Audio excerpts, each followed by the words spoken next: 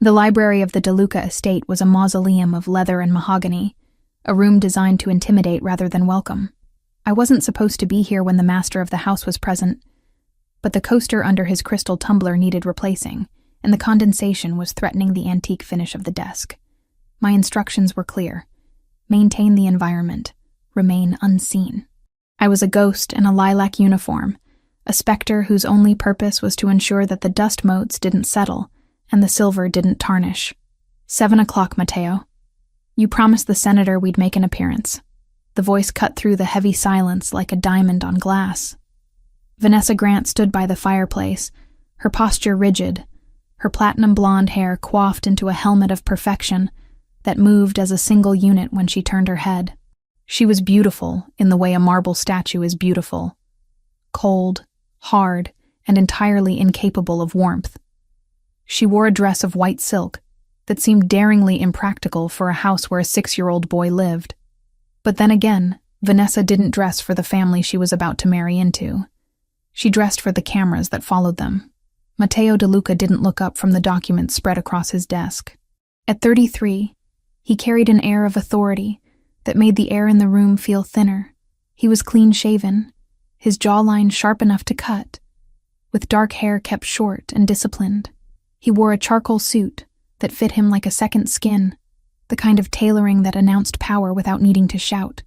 I said I would try, Vanessa, Matteo replied, his voice a low baritone that vibrated through the floorboards. There is a situation in the logistics chain. It requires my attention tonight. I moved silently toward the desk, my eyes lowered. I swapped the coaster with a fresh one, my hand moving with practiced efficiency. Matteo didn't flinch, didn't acknowledge my presence. To him, I was just part of the machinery of the house, functional and necessary, but ultimately irrelevant. That was fine. Safety lay in irrelevance. You're always working, Vanessa sighed, a theatrical sound that grated on my nerves. She moved toward him, placing a manicured hand on his shoulder. Leo needs a father, not a CEO. And I need a husband who isn't married to his phone. Matteo finally looked up. His eyes were dark, intense, and currently filled with a simmering exhaustion. Leo needs security. That is what I provide. Have you checked on him? Of course, Vanessa lied smoothly. I tightened my grip on the silver tray I was holding. She hadn't been upstairs since breakfast. He's playing in his room. I told him we'd go out for ice cream tomorrow if he behaves. Good. Matteo stood up, closing the file folder. He checked his watch, a piece of engineering that probably cost more than the house I grew up in. I have to meet the heads of the families. It's unavoidable. I'll be back late. He walked past her. And for a fleeting second, I saw the crack in Vanessa's porcelain mask. Her blue eyes narrowed, a flash of pure, unadulterated annoyance darting toward his retreating back. But as he turned at the door, the mask was back in place, replaced by a supportive, loving gaze.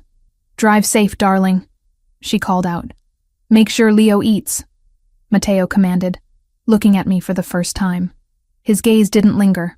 It was a directive issued to the room at large, knowing I would catch it. No sugar before bed. Yes, sir, I whispered, but he was already gone. The heavy oak door clicked shut, and the atmosphere in the room shifted instantly. The temperature seemed to drop 10 degrees.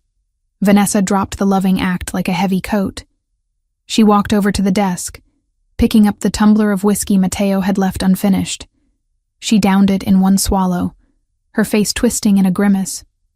Useless, she muttered, slamming the glass down. She turned her glare on me. What are you staring at?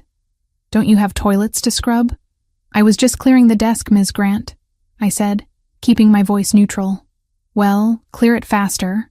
And get that mongrel out of the main hall. I can hear its claws on the parquet from here.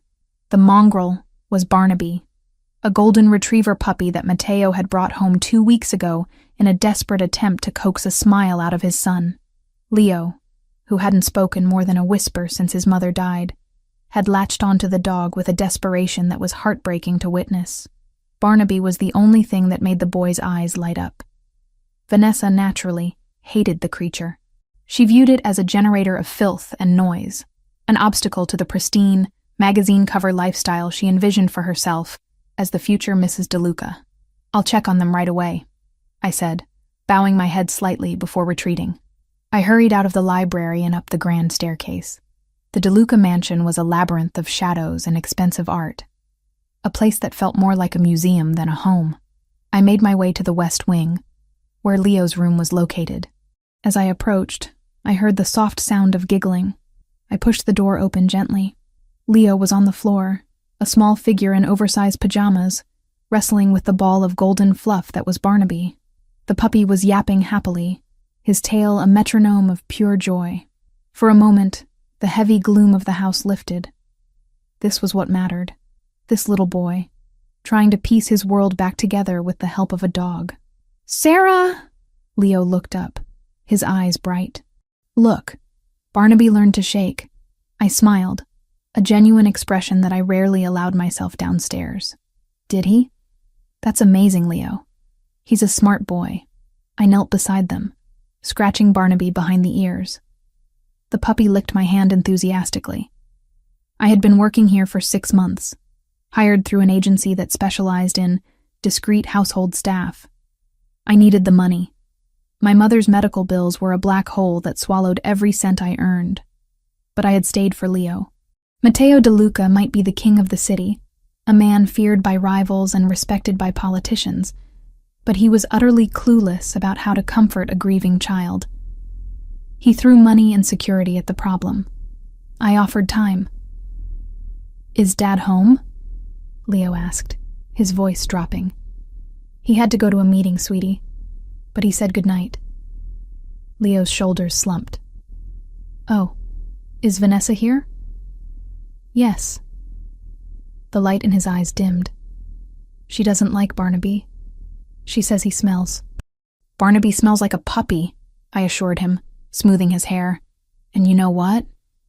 We're going to give him a bath tomorrow, so he'll smell like strawberries." Suddenly the door was thrown open.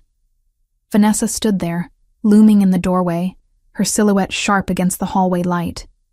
The smell of expensive perfume and stale whiskey wafted into the room. "I thought I heard noise," she said, her voice icy. "It's past his bedtime. Why is the animal in the bedroom? It's unsanitary." "We were just playing," Leo whispered, pulling Barnaby closer to his chest. The puppy, sensing the tension, let out a low, uncertain growl. Vanessa's eyes snapped to the dog. "It growled at me." "Did you hear that? It's aggressive." "He's a puppy, Ms. Grant," I interjected, standing up to place myself between her and the boy. "He's just reacting to the sudden noise." "I didn't ask for your opinion, staff," she spat. "Leo, put the dog in the crate. Now." "No!" Leo shouted, a surprising burst of defiance. "He's scared of the crate. He's a dog, Leo. He doesn't have feelings." Vanessa strode into the room, her heels clicking ominously on the hardwood. She reached for the puppy. Leo scrambled back, clutching Barnaby so tight I worried he might squeeze too hard. "Vanessa, please," I said, stepping in front of her. "I'll take him. I'll take him to the kitchen and settle him down for the night. There's no need to upset Leo." She stopped, looking at me with pure disdain. Then a cruel smile curled her lips. "Fine. Take the beast out of my sight. If I hear one bark, one single yip, Sarah, you're fired, and the dog goes to the pound." "Understood." I turned to Leo, keeping my voice calm. "It's okay, Leo. Give me Barnaby. I'll make him a nice warm bed in the kitchen. You go to sleep, okay?" Leo looked at me, tears welling in his eyes. He trusted me. Reluctantly, he handed the puppy over. "Promise you won't let her hurt him?" "I promise," I whispered, a promise I intended to keep with my life if necessary. I took the puppy and hurried out of the room, feeling Vanessa's gaze burning into my back. I brought Barnaby down to the kitchen, a vast stainless steel space that felt more like a laboratory than a place where food was cooked. I set him down in his basket near the radiator. Outside, the weather had turned. Thunder rumbled in the distance, a low growl that shook the window panes. The rain had started to fall, lashing against the glass in sheets. I spent the next hour scrubbing the marble floors of the foyer, my ears straining for any sound from upstairs. Barnaby was quiet. The house settled into a heavy silence. I was on my hands and knees, polishing a scuff mark near the front door, when I heard the click of heels again. Vanessa was descending the stairs. She had changed into a silk robe, a glass of wine in her hand. She looked bored, agitated. She walked to the window and looked out at the storm. "Miserable weather," she commented, mostly to herself. Then she turned her head, her eyes landing on the kitchen door. "Is the beast quiet?" "Yes, Ms. Grant. He's sleeping." "Good." She paused, a wicked thought seemingly crossing her mind. "Actually, I think I left my phone in the solarium, the one near the garden entrance." The solarium was on the other side of the house. "I can get it for you." "No," she said sharply. "I'll get it. You missed a spot there." She pointed a manicured nail at a microscopic speck of dust on the baseboard. I scrubbed harder, keeping my head down. I heard her walk away, but she didn't go toward the solarium. She walked toward the kitchen. Panic flared in my chest. I stood up, wiping my hands on my apron. "Ms. Grant?" I followed her. I reached the kitchen doorway just in time to see her standing over Barnaby's basket.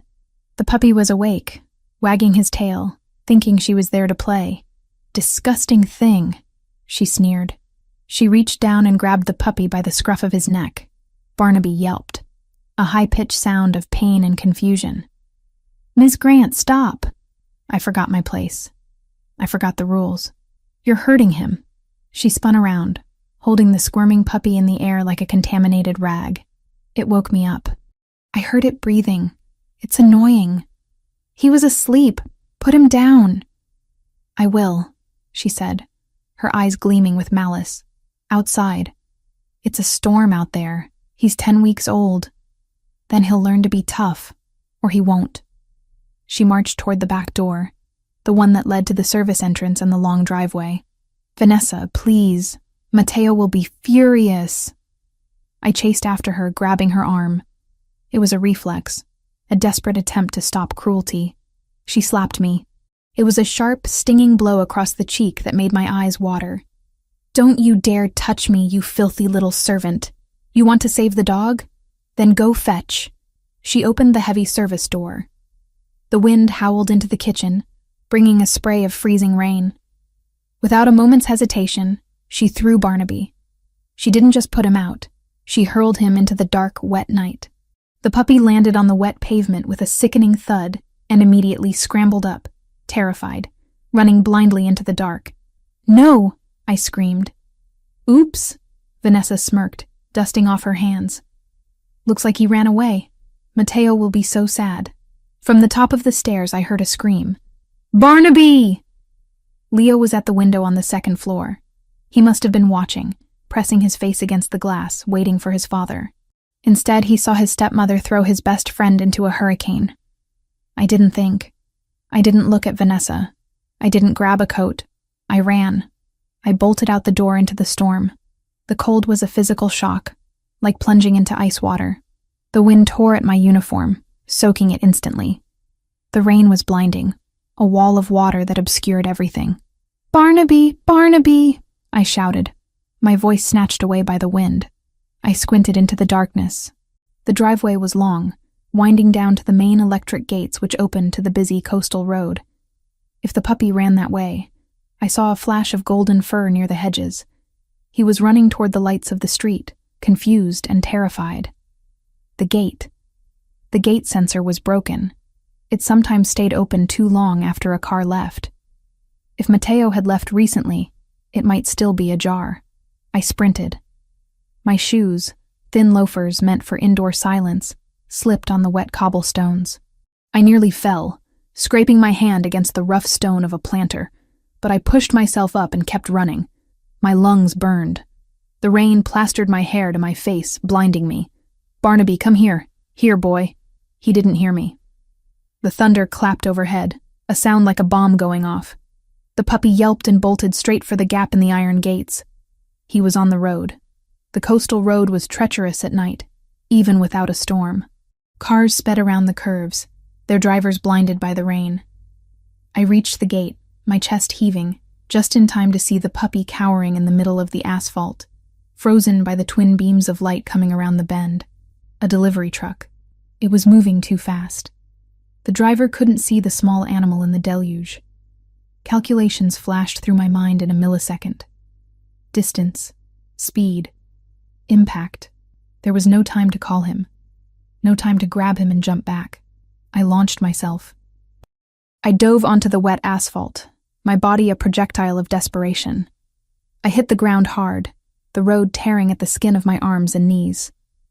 My hands found the wet fur of the puppy, and I curled my body around him, pulling him into my chest, tucking my head down, making myself the barrier between him and the world. I heard the screech of tires, the horrible grinding sound of rubber fighting against momentum on a slick surface. The horn blared, a deafening trumpet of warning that came too late. Something hit me. It wasn't the grill of the truck, thank God. It was the bumper clipping my leg as the driver swerved at the last second. The force spun me around on the pavement like a rag doll. Pain exploded in my ankle, a white-hot, sickening snap that vibrated up my shin. My head cracked against the tarmac, and the world went fuzzy at the edges. I rolled to a stop in the gravel on the shoulder of the road. I gasped for air, inhaling water and grit. My entire body throbbed. The rain felt heavier now, like stones falling from the sky. But in my arms I felt a heartbeat, a rapid, frantic fluttering. Barnaby whimpered, licking the underside of my chin. He was safe. I tried to sit up, but the world tilted dangerously. My ankle was on fire. I collapsed back onto the wet ground, clutching the dog. Through the curtain of rain, I saw beams of light cut through the darkness. Not the truck. It had skidded to a halt further down the road. These lights were coming from the other direction, from the road leading back to the house. Mateo must have barely cleared the gates before he turned back, because something had tripped the perimeter, and he never ignored a warning.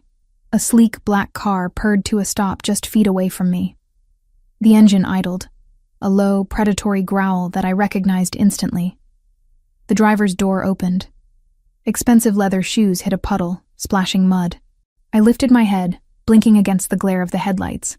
I must have looked like a nightmare, soaked, bleeding, covered in mud, curled around a wet dog on the side of a highway. Matteo DeLuca stood there. He didn't have an umbrella. The rain immediately soaked his suit, plastering the expensive fabric to his broad shoulders. He looked at me, his expression unreadable in the harsh backlighting of the car. Then he looked past me, toward the house. I followed his gaze, craning my neck painfully. Up on the porch of the mansion, illuminated by the warm, golden lights of the entryway, stood Vanessa. She was dry. She was holding her glass of wine, and even from this distance I could see she was smiling. The contrast was violent. The woman he was going to marry, safe and cruel in her ivory tower, and the servant he barely knew, bleeding in the gutter to save the one thing his son loved. Matteo looked back at me. His eyes were dark voids, terrifyingly empty of their usual composure. He took a step toward me, and for the first time since I'd started working for him, I saw something other than indifference on his face. I saw shock, and beneath the shock, a dawning, terrible fury. I tried to speak, to apologize for the scene, for being on the ground, for the trouble. I got him, I rasped, my voice weak. He's okay. My head fell back against the gravel. The last thing I saw before the pain pulled me under was Matteo DeLuca, falling to his knees in the mud beside me, his hands reaching out not like a boss reaching for an employee, but like a man reaching for a lifeline. The rain washed the blood from my arm onto his pristine cuffs, staining them irrevocably. The line had been drawn. The masquerade was over, and as the darkness encroached, I knew that tomorrow, the house on the hill would be a war zone. The world was a blur of rain and pain, anchored only by the unyielding grip of the arms that held me. I was being lifted, pulled from the cold gravel and the mud, pressed against a chest that felt as solid as the stone walls of the estate. The scent of expensive cologne mixed with the metallic tang of blood and the earthy smell of wet soil. I tried to pull away, conscious of the filth covering my uniform, the grime that was now smearing onto a suit worth more than my life's earnings. "Sir, your clothes," I mumbled, the words slurring slightly as shock began to set in. "I'm dirty." "Quiet," Matteo DeLuca commanded. His voice wasn't raised, but it carried a vibration that silenced me instantly. It wasn't a suggestion. It was an order. He didn't take me to the car. We were close enough to the house that he simply carried me, striding up the winding driveway with a terrifying purpose. I held Barnaby against me with one arm, the puppy shivering violently, burying his wet nose into the crook of my neck. Mateo's stride was long and even, unaffected by my weight or the storm raging around us. I looked up at his jaw, set tight and hard, a muscle feathering near his ear. He looked like a statue carved from granite, animated only by a cold, burning rage. We reached the front porch. The heavy oak doors were thrown open, revealing the warm, golden glow of the foyer. The contrast was blinding. Inside, everything was pristine, silent, and safe. Outside, we were creatures of the storm. Vanessa was waiting in the center of the hall. She held a crystal glass of red wine, her fingers relaxed around the stem. She looked at us. Mateo, soaked and muddy, carrying the bleeding maid and the wet dog, and her expression didn't shift into concern. It shifted into distaste. She curled her lip, taking a small step back to avoid any potential splatter of mud on her silk robe. "Finally," she drawled, swirling the wine. "I was wondering when you'd come back to clean up this mess. Look at the floor, Mateo. It's Italian marble. Bloodstains are notoriously difficult to remove from porous stone." Mateo didn't stop. He walked past her as if she were a piece of furniture, carrying me into the living room. He kicked the door open with his foot and gently lowered me onto the white leather sofa. I flinched, trying to hover above the material. The sofa. I gasped, pain shooting up my leg as I tried to shift my weight. "I'll ruin it. Let it ruin," Mateo said, his voice low and rough. He crouched beside me, his hands hovering over my ankle, which was already swelling to the size of a grapefruit, the skin turning a sickening shade of purple and blue. He looked at the raw abrasions on my arms, the blood mixing with the rainwater dripping from my hair. Then he looked at the puppy, who was whimpering softly in my lap. He touched Barnaby's head, a gentle stroke with his thumb, before turning his gaze back to the hallway where Vanessa stood. She had followed us, leaning against the doorframe, looking bored. "Honestly, Mateo," she sighed, "it's just a dog, and she's just staff. You're acting like I committed a war crime. I put the animal outside. It's an animal. That's where they belong." Mateo stood up. The movement was slow, deliberate, and terrifying. He turned to face her. He didn't shout. He didn't throw anything. He simply looked at her with eyes that were absolute voids. The air in the room seemed to vanish, sucked out by the sheer intensity of his presence. "You threw my son's dog into a storm," Mateo stated. It wasn't a question. It was a summation of facts. "I put it out," she corrected, taking a sip of wine.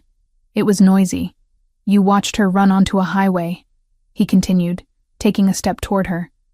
"You stood on the balcony and watched her throw herself in front of a truck to fix your cruelty. And you laughed." Vanessa's smile faltered, just for a fraction of a second. She set the glass down on a side table. "Don't be dramatic. She's paid to manage the household. Dealing with the dog is part of her job description. If she was foolish enough to run into traffic, that's hardly my fault. It shows a lack of judgment, really. We should probably let her go." Mateo stopped a foot away from her. He towered over her, radiating a dangerous heat. "You are correct about one thing, Vanessa. Someone is leaving this house tonight." She smirked, tossing her hair over her shoulder. "Good. I'll call the agency in the morning and request a replacement. Someone less hysterical. Get out." The words were spoken softly, but they landed like physical blows. Vanessa blinked, her smile freezing in place. "Excuse me? You have 10 minutes, Mateo said, checking his watch. "Pack what you need for the night. My security team will escort you to a hotel. You will not speak to Leo. You will not speak to me. If you are not out of my house in 10 minutes, I will have you removed, and my men are not as gentle as I am." Vanessa laughed, a brittle, high-pitched sound. "You're joking. You're kicking me out? For this? For a maid and a mutt? My father is the senator, Mateo. You need his connections for the port deal. You can't treat me like this. Your father's influence is a convenience, not a necessity," Mateo said, his voice dropping an octave, becoming lethal. "My son's safety is non-negotiable. I brought you here thinking you could be a mother. Instead, I invited a monster into my home. I looked at the street tonight, and I saw who had value. It wasn't the woman on the balcony. He turned his back on her, dismissing her existence entirely. Marco! He shouted toward the hallway. The head of security appeared instantly, a hulking man in a dark suit who looked like he chewed rocks for breakfast. Ms. Grant is leaving, Matteo said, focusing his attention back on me. Escort her. Ensure she takes only what is hers. 10 minutes, Marco. Not a second more. Matteo! Vanessa shrieked, her composure shattering. You will regret this. You think you can humiliate me? I'll ruin you. I'll tell everyone what you really are. Everyone already knows what I am, Vanessa, Matteo murmured, kneeling beside the sofa again. That's why they fear me. You should have learned that lesson. Marco placed a hand on Vanessa's arm. She slapped it away, screaming insults, but he was immovable. He guided her forcefully out of the room. Her screams echoed down the hallway, fading as the front door slammed shut. The silence that followed was heavy, broken only by the sound of the rain against the window and Barnaby's soft panting. I'm sorry, I whispered, shivering as the adrenaline began to crash. I didn't mean to cause a scene. Matteo looked at me, his dark eyes searching my face. He took off his suit jacket, revealing the holster beneath his arm, and draped the heavy, warm wool over my shoulders. It smelled of him. Cedar and rain. You saved a life tonight, Sarah, he said, using my name for the second time. It sounded strange on his tongue, heavy with weight. You have nothing to apologize for. You are the only person in this house who shouldn't be apologizing. Before I could reply, a small voice came from the doorway. Sarah? Leo stood there in his pajamas, clutching a blanket. His eyes were wide, terrified. He looked from his father to me, and then to the muddy dog in my lap. Barnaby! Leo cried out, sprinting across the room. He didn't look at his father. He ran straight to the sofa. Careful, Leo, Matteo warned, his hand shooting out to steady the boy before he could collide with my injured leg. Sarah is hurt. Leo stopped, his hands hovering over the dog. Tears spilled down his cheeks. Is he dead? No, sweetie, I said, forcing a smile despite the throbbing in my ankle. He's just wet and scared. But he's okay. Look. Barnaby licked Leo's hand, his tail giving a weak thump against my stomach. Leo buried his face in the dog's fur, sobbing. Vanessa said she sent him away. She said he was gone forever. Matteo stiffened. I saw his knuckles turn white as he gripped the armrest of the sofa. He watched his son, a look of profound pain crossing his features. He realized, in that moment, how much he had missed, how much he had allowed to happen under his own roof, because he was too busy building an empire to guard the fortress. Vanessa is gone, Leo, Matteo said, his voice unusually thick. She won't be coming back. Leo looked up at his father, skepticism warring with hope in his eyes. Promise? I promise, Matteo said. He reached out, hesitantly, and placed a hand on Leo's head. Leo didn't pull away. The family doctor arrived 20 minutes later, a discreet man with a leather bag and tired eyes. He set my ankle, bound it tightly, and cleaned the road rash on my arms. He prescribed painkillers and rest, strict bed rest. I can't stay in bed, I argued as he packed his bag. I have the inventory to do tomorrow, and Leo needs to be driven to school. You are not driving anywhere, Matteo said from the doorway. He had changed into a fresh black shirt and trousers, but he still looked weary. And you are not working. You are on paid leave until that ankle heals. I can't just sit around, I protested, panic rising. I needed to be useful. In my world, if you weren't useful, you were discarded. Please, sir. I can polish silver sitting down. I can mend clothes. Matteo walked over to the makeshift bed they had set up for me in the guest suite on the ground floor. A room bigger than my entire apartment. He looked down at me, his expression unreadable. Do you think so little of me? He asked quietly. Do you think I would fire you because you were injured saving my son's dog? I don't know, I admitted. Rich people are different. A ghost of a smile touched his lips. It didn't reach his eyes, but it softened the hard lines of his face. Rest, Sarah. That is an order. 3 days passed. The house was quieter without Vanessa's sharp heels clicking on the floors and her constant critical commentary. It felt like the mansion had exhaled. I, predictably, was a terrible patient. By the 3rd day, the walls of the guest suite felt like they were closing in. My ankle throbbed, but the painkillers dulled it to a manageable ache. I found a pair of crutches in the closet, probably from a skiing accident years ago, and made my escape. I didn't go to the kitchen. I went to the library. It was the one room that was always in chaos. Books piled haphazardly on shelves. No system, no order. It drove me mad. I was sitting on the floor, my casted leg extended straight out, surrounded by stacks of leather-bound volumes, when the door opened. Matteo stopped in the doorway. He held a tumbler of whiskey in one hand. He looked at the scene. Me, on the floor, in a terracotta cardigan and loose pants, organizing his chaotic collection of history books. "I thought I gave you an order," he said, stepping into the room. "I'm resting my leg," I countered, not looking up as I sorted a biography of Caesar from a treatise on naval warfare. My hands were bored. And this system, or lack thereof, was a crime against literature. He walked over and sat in one of the leather armchairs, watching me. He didn't scold me. He just watched. "You like books. I like order," I corrected. "And I like that books don't yell at you. They just wait for you to listen." "Leo is in the garden," Matteo said suddenly. "He's throwing a ball for Barnaby. He's laughing." I smiled, finally looking up at him. "He has a great laugh. You should hear it more often." "I missed it," Matteo admitted. He took a sip of his drink, his gaze intense. "For 2 years since his mother died, I thought buying him things was enough. I thought finding him a mother figure was the solution. I didn't look at the person I was bringing into his life. I just looked at the resume, the pedigree." Children don't care about pedigree, Mr. DeLuca," I said softly. "They care about presence. Vanessa was present, but she was cold. Leo needed warmth. Even a puppy provides more warmth than a socialite. You provided warmth," he said. The statement hung in the air between us. "You noticed she was hurting him when I didn't. Why didn't you tell me?" "Because you were the boss," I said honestly. "And she was the fiancée. Who would you have believed? The maid who needs the paycheck, or the senator's daughter?" Matteo fell silent. He swirled the amber liquid in his glass. "That is a failing on my part. A leader should know his soldiers, and he should definitely know the enemy." My phone vibrated on the side table, and for a second I thought it was another message from one of his men. It wasn't. The hospital's number lit the screen. My throat tightened. "My mother," I answered with shaking fingers, keeping my voice low.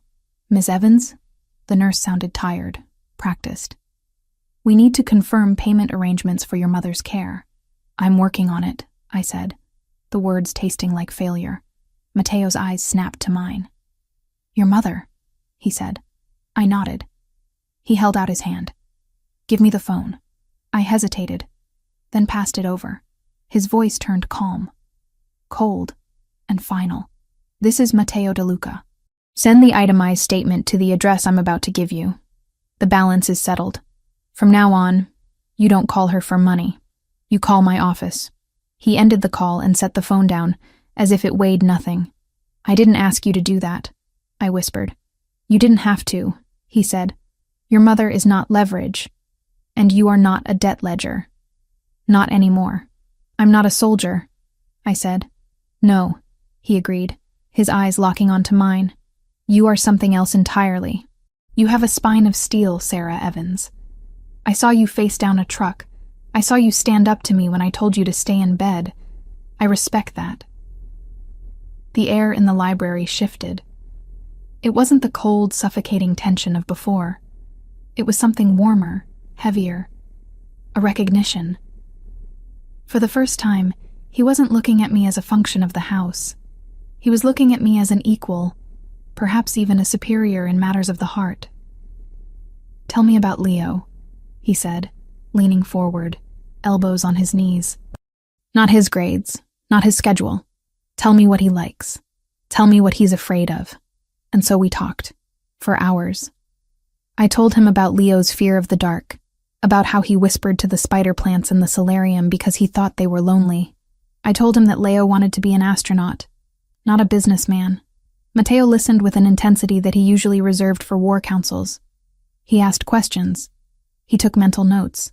By the time the grandfather clock chimed midnight, the dynamic of the house had fundamentally shifted. We weren't just employer and employee anymore. We were co-conspirators in the raising of a boy. But while peace settled inside the walls of the DeLuca estate, malice was festering outside. Vanessa Grant was not a woman who accepted defeat. Humiliation was a fuel to her, and she burned with it.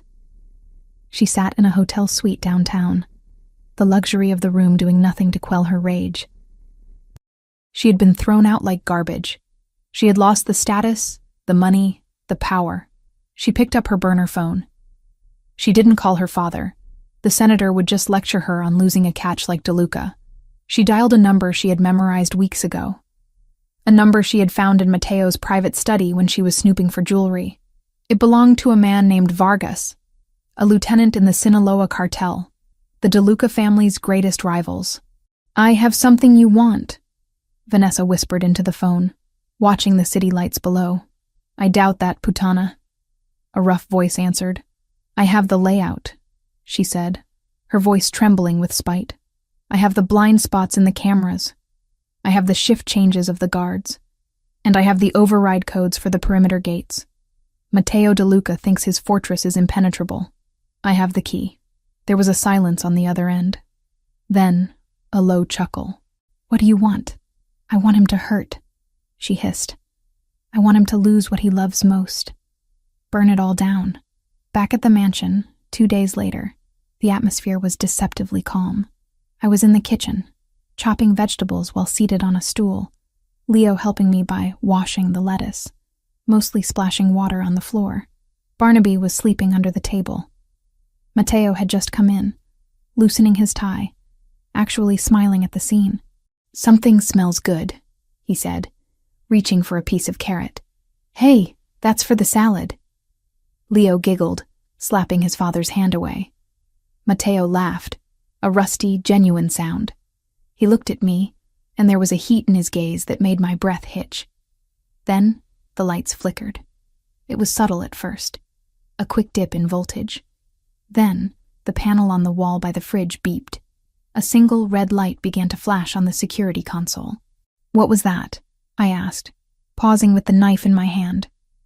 Matteo's smile vanished instantly. The father disappeared. The dawn returned. He moved to the console, tapping the screen. His frown deepened. "System glitch," he muttered. "The perimeter sensors in Sector 4 are offline." "Sector 4?" I asked. "That's the back delivery entrance. The one Vanessa used to—" I stopped. Matteo froze. He looked at me, and the realization hit us both at the same time. Vanessa knew that gate. She knew the sensor was faulty. "Get Leo," Matteo said, his voice dropping to a calm, terrifying command. "Go to the library. Stay away from the windows." "Matteo?" "Now, Sarah."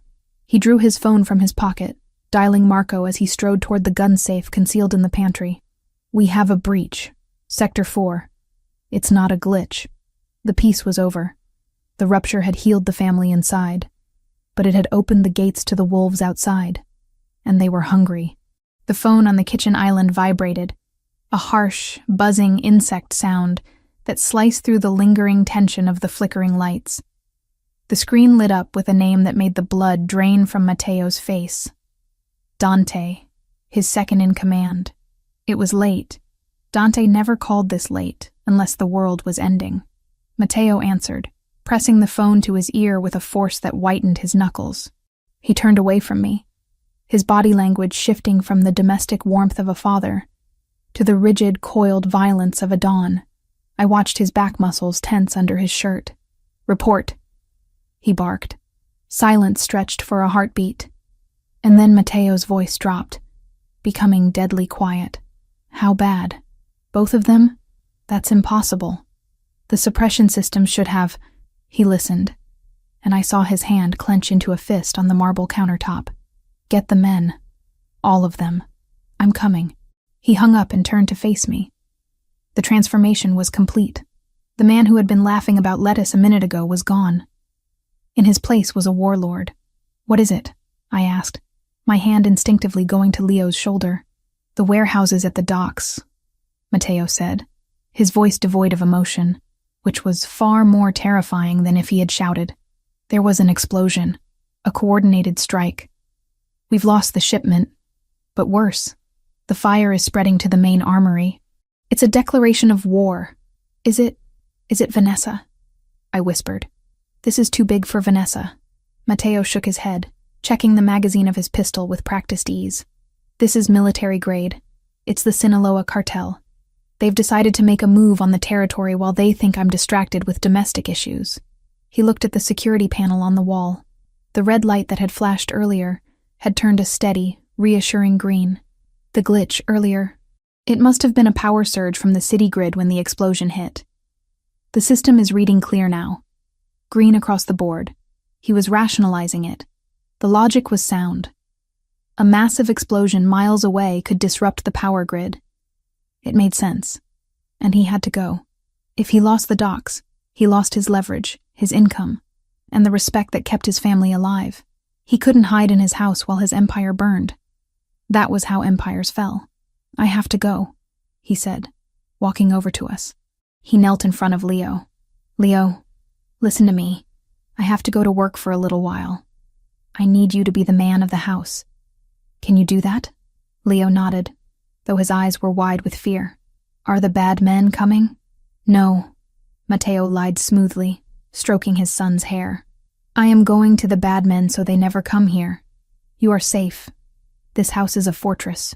He stood up and looked at me. He grabbed my arm, pulling me slightly away from Leo. His grip was firm, urgent. He reached into the waistband of his trousers, pulled out a spare magazine, and then reached into a hidden holster at his ankle to produce a compact, matte black handgun. He pressed it into my hand. It was heavy, cold, and terrified me. "Do you know how to use this?" he asked, his dark eyes boring into mine. I grew up in a bad neighborhood, Matteo, but I've never... Safety is here." He flicked a switch with his thumb, guiding my hand. "Point. Squeeze. Do not hesitate. If anyone who isn't me or Marco walks through that door, you shoot until the gun is empty. Do you understand?" "Yes," I breathed, my fingers curling around the textured grip. "Marco stays here with the perimeter team," Matteo said, glancing at the windows. "I'm taking the assault team to the docks, but I'm leaving 6 men on the grounds. The system is green. The shutters are steel. You are safe here. I will be back before dawn." He looked at me for a second longer, a fierce intensity in his gaze that felt like a physical touch. He wanted to say something else. I could see it in the hesitation of his lips, but the soldier won out. He turned and strode out of the kitchen. Moments later, I heard the roar of his engine as he sped away into the night, racing toward the fire that was lighting up the skyline. I was alone. "Sarah?" Leo tugged at my apron. "I'm scared." "I know, baby," I said, tucking the gun into the deep pocket of my heavy cardigan. It weighed down the fabric, a constant, bruising reminder of the reality we were in. "But your dad is the toughest guy in the city. He'll fix it. Come on, let's go to the library. It has no windows on the ground floor. We'll build a fort." We moved to the library. I tried to keep the mood light, pulling cushions off the sofas to build a barricade, but my ears were straining against the silence. The house felt too big. The shadows in the corners seemed to stretch and twist. Barnaby, usually a bundle of chaotic energy, was pacing nervously, a low whine vibrating in his throat. Animals knew. They always knew before we did. I checked the security pad by the library door. Green. All zones secure. Marco and his men were outside patrolling. I told myself to breathe. Matteo was right. This was a fortress. The walls were stone. The glass was bulletproof. An hour passed, then 2. The silence of the house began to press against my eardrums. I stood up, needing to move. "Stay inside the fort with Barnaby, Leo," I whispered. "I'm just going to get some water from the cart in the hall." I stepped out of the library into the grand hallway. It was dimly lit, the chandeliers dimmed to a low amber glow. I walked toward the side table where a crystal pitcher of water usually sat. That was when I saw it. On the main security console near the front door, the green light didn't blink. It didn't waver. It was perfectly static green. Too static. A live system pulses. It has micro fluctuations as sensors check in. This light was dead. A frozen image. My stomach dropped through the floor. A loop. They had looped the feed. I ran to the window, keeping my body pressed against the wall, and peeked through the slit in the heavy velvet curtains. The garden was dark. The storm had passed, leaving a heavy mist clinging to the ground. I looked for the familiar silhouette of Marco, or one of the guards patrolling the terrace. Nothing. Then, I saw a shape on the ground near the fountain. It wasn't a rock. It was a man. He was lying face down, motionless. The breath caught in my throat, choking me. They were already here. The glitch hadn't been a power surge. It had been a test. A handshake between Vanessa's stolen codes and the cartel's hackers. They had disabled the alarm, killed the perimeter guards silently, and now they were inside the wire. I didn't scream. Screaming was for victims. I turned and sprinted back to the library, my socks sliding on the polished wood. "Leo," I hissed, bursting into the room. Leo looked up from his coloring book, sensing the change in my energy instantly. "Sarah? Game time," I said, grabbing his arm and hauling him up. "We're playing the quiet game, the super quiet game. Grab Barnaby. Do not let him bark. Are the bad men here?" Leo's voice trembled. "Yes," I said. I wasn't going to lie to him. Lying would get us killed. He needed to know the stakes, so he would obey instantly. "We have to move. Now." I didn't go for the front door. I didn't go for the back door. I went to the bookshelf in the corner, the one housing the encyclopedias. Matteo had shown me this during our long night of talking. A servant's passage that dated back to the original construction of the house in the 1920s. It wasn't a high-tech panic room entrance. It was a narrow, dusty corridor, used for moving coal and ice without disturbing the guests. I pulled the false spine of the volume marked MN. A click echoed, and the panel swung inward. A draft of cold, stale air hit us. "In," I ordered. Leo scrambled inside, clutching the puppy. I followed, pulling the bookshelf closed behind us just as I heard the front door of the mansion burst open. It wasn't a stealth entry anymore. It was a breach. Heavy boots slammed against the marble of the foyer. Voices, harsh and foreign, echoed off the high ceilings. "Clear the ground floor! Find the boy! The woman is expendable!" The voice was rough, accented. Not Marco. We were in the walls. The passage was narrow, barely wide enough for my shoulders. It smelled of dry rot and old brick. It was pitch black. I pulled out my phone, shielding the screen with my hand, to allow only a sliver of light. "Hold my shirt, Leo," I whispered. "Keep moving." We crept through the dark. I knew this passage led to the kitchens, and more importantly, to the wine cellar. Matteo's true panic room wasn't the master bedroom. It was a reinforced vault behind the vintage reserves in the cellar. We reached a small grate that looked out into the main hallway. I paused, peering through the metal slats. 3 men were moving tactically through the hall. They wore black tactical gear, balaclavas, and carried assault rifles with suppressors. They weren't street thugs. These were professionals, mercenaries. "Check the library," one of them signaled. They kicked the library door open, the door we had just left 30 seconds ago. I heard the crash of furniture being overturned. "Clear!" a voice shouted. "Warm! They were just here. Fan out. Check the bedrooms. Check the closets. If it breathes, shoot it. Except the boy. The boss wants the boy alive for leverage." I felt a cold sweat trickle down my spine. They were hunting us like rabbits. "Keep moving," I breathed to Leo, pushing him gently forward. We descended a narrow, spiraling wooden staircase that groaned softly under our weight. I winced at every creak, praying the sound wouldn't carry through the walls. We reached the basement level. The service tunnel opened up behind a heavy oak cupboard in the pantry. I pushed the back of the cupboard open. The kitchen was dark, illuminated only by the moonlight filtering through the high windows. It was quiet here. "Okay," I whispered, crouching down to Leo's level. "Listen to me carefully. The wine cellar is through that door. Remember the code Daddy taught you? The one for the special room?" Leo nodded, tears streaming down his face. "Variable 1, 9. That's it. Variable 1, 9, 8, 4. Okay? You are going to run to the cellar. You are going to type that in. The wall will open.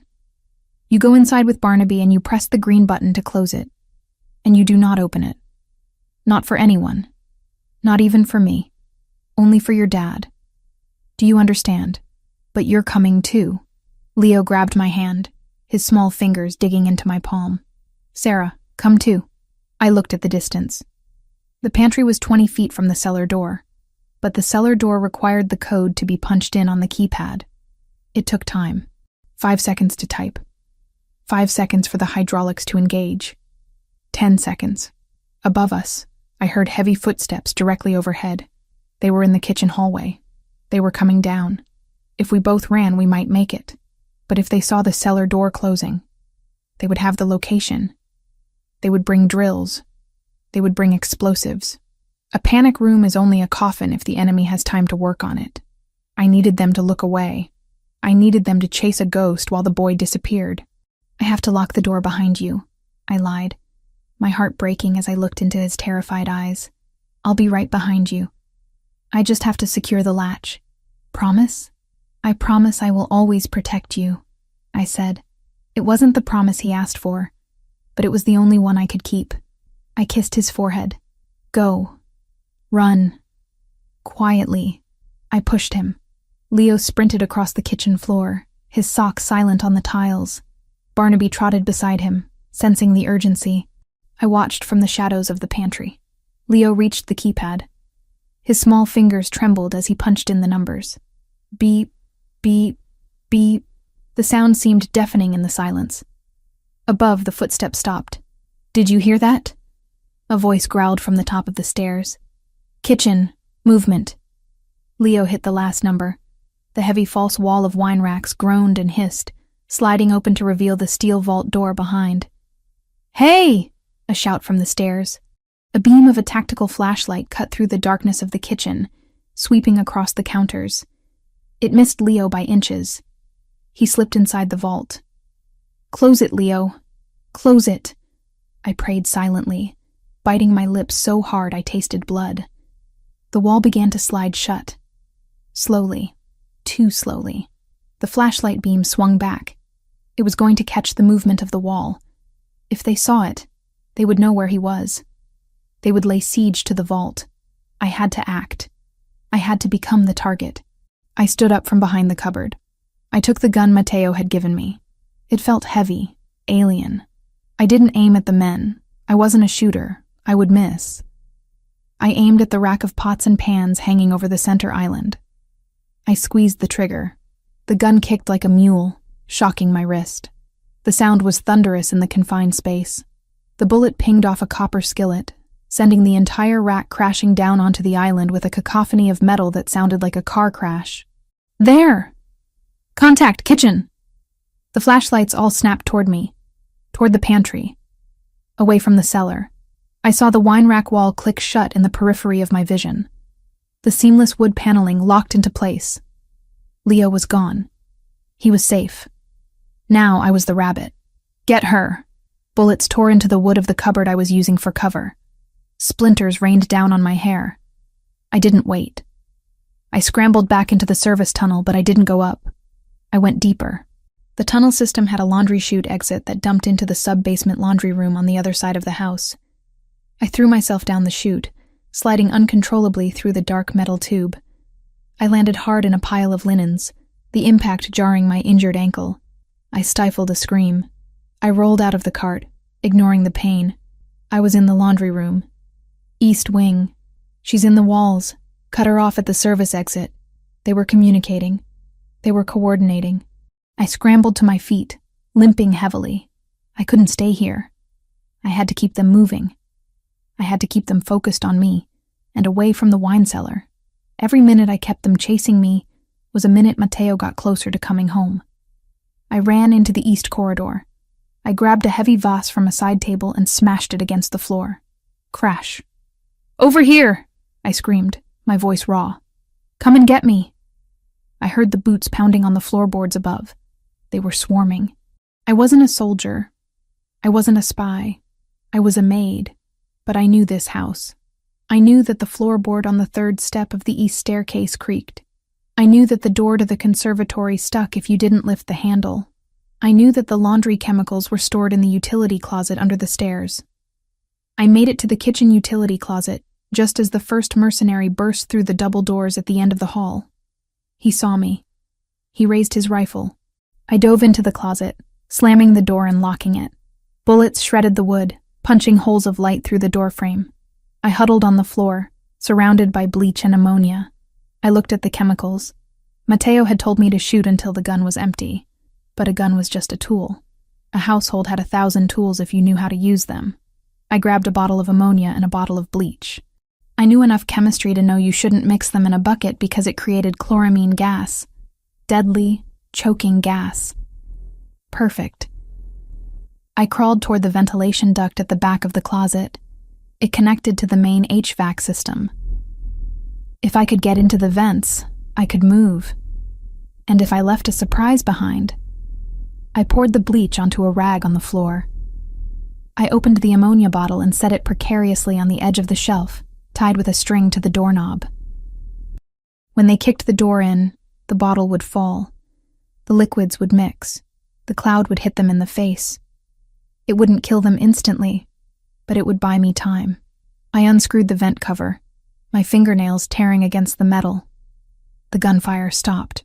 "Breaching charges," a voice yelled. They were going to blow the door. I squeezed into the vent, dragging my bad leg behind me. It was tight, claustrophobic, and filled with dust. I pulled the grate back into place just as a deafening boom shook the walls. The door disintegrated. I heard coughing immediately, retched, wet coughing. "Gas! Clear out! Clear out!" I crawled through the dark metal tunnel, tears of pain and dust streaming down my face. I was alive. Leo was safe. And the wolves were confused, but I knew I couldn't hide forever. The house was big, but the vents were a trap if they figured out where I was. I had to get to the roof, or the garage. I reached a junction in the ductwork.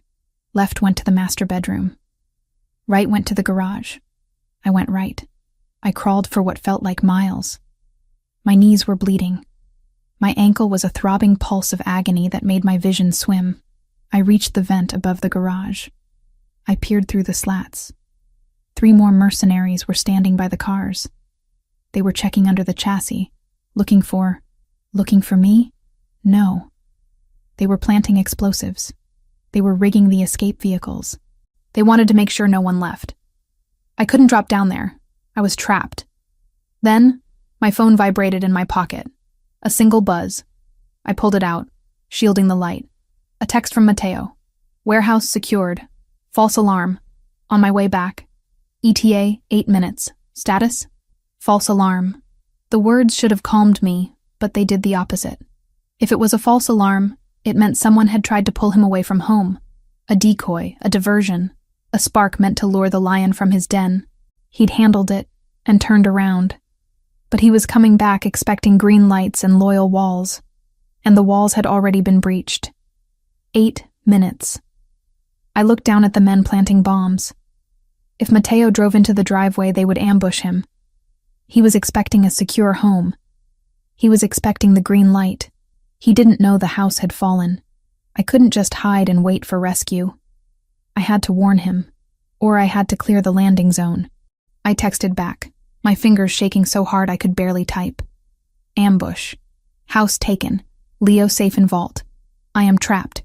Do not come in front door. I hit send. The message status spun. Sending. Then it turned red. Not delivered. The mercenaries had a jammer. Of course they did. They had cut the cell signals. I was on my own. Matteo was driving into a trap. Leo was locked in a box, and I was in a vent with half a magazine of ammo and a twisted ankle. I looked down at the garage again. There was a red jerry can of gasoline on the workbench, near where the men were standing. I looked at the gun in my hand. I remembered Mateo's voice. Point. Squeeze. I took a deep breath, steadying my hand on the metal of the vent grate. I lined up the sights on the red can. This wasn't about cleaning anymore. This wasn't about order. This was about burning the infection out. I kicked the grate out. It clattered to the floor below, startling the men. They looked up. "Hi, boys," I whispered. I pulled the trigger. The bullet sparked against the metal of the can. The fumes ignited. A fireball erupted in the garage, throwing the mercenaries back and setting the workbench ablaze. The explosion rocked the vent, knocking the wind out of me. Fire alarms began to wail, real ones this time. "She's in the garage. Flank her." I scrambled back the way I came, the heat licking at the soles of my shoes. I had their attention now. All of it. I had 8 minutes to survive. And the whole house was waking up to try and kill me. The heat in the ventilation shaft was becoming unbearable. The metal beneath my hands was searing, transferring the thermal energy from the inferno I had just ignited in the garage below. Smoke, thick and oily, began to seep through the seams of the ductwork, stinging my eyes and coating the back of my throat with the taste of burning rubber and gasoline. I couldn't stay here. The fire would either cook me alive in this steel tube, or the smoke would suffocate me before Mateo ever reached the front gates. I crawled backward, my movements frantic and clumsy. My injured ankle dragged behind me like a dead weight, throbbing with a pulse that seemed to echo in my ears louder than the fire alarms wailing through the house. Every time my cast banged against the metal rivets of the shaft, white spots danced in my vision, threatening to pull me into unconsciousness. I bit the inside of my cheek until I tasted copper, using the sharp pain to anchor myself in reality. I reached the junction I had passed earlier, the laundry chute. It was a one-way ticket down, but down was away from the fire. I shimmied toward the opening, pushing the grate loose with the heel of my good foot. It clattered onto the tiled floor of the mudroom below. I didn't wait to check if the coast was clear. My feet first slid out of the vent, landing in a heap on a pile of muddy boots and raincoats. The impact jarred my teeth. I stifled a cry, rolling onto my side, clutching the gun Mateo had given me. My hands were shaking so bad I was terrified I might accidentally discharge the weapon and give away my position before I was ready. "Check the perimeter. The fire is a distraction." The shout came from the west wing. They were smart. They knew I wouldn't burn the house down with myself inside unless I had an exit strategy. They assumed I was trying to flush them out so I could run. But I wasn't running. I was buying time. 4 minutes gone. 4 left. I hauled myself up, using a coat rack for support. My reflection caught in the mirror by the door. A woman I barely recognized. My face was streaked with soot and blood. My hair a tangled mess of drywall dust and cobwebs. My eyes wild and feral. The lilac uniform, once so crisp and professional, was torn at the shoulder and stained with grime. I looked like a creature born from the wreckage. I limped into the service hallway. This corridor connected the mudroom to the main industrial kitchen. It was narrow, lined with storage lockers, a fatal funnel. If they caught me here, I was dead. I needed space. I needed weapons. I needed the kitchen. I moved as fast as my broken body would allow, sliding my hand along the wall for balance. The floor was polished concrete, cold and unforgiving.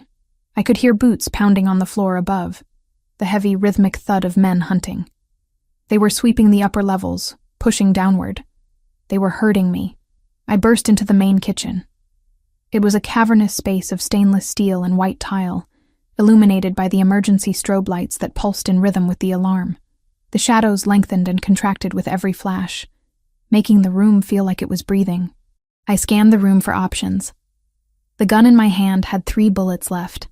I didn't trust my aim, and I didn't trust the caliber to stop a man wearing body armor. I needed force multipliers. I holstered the gun in my pocket and grabbed a heavy commercial-grade fire extinguisher from the wall bracket. I pulled the pin. Then I moved to the prep station.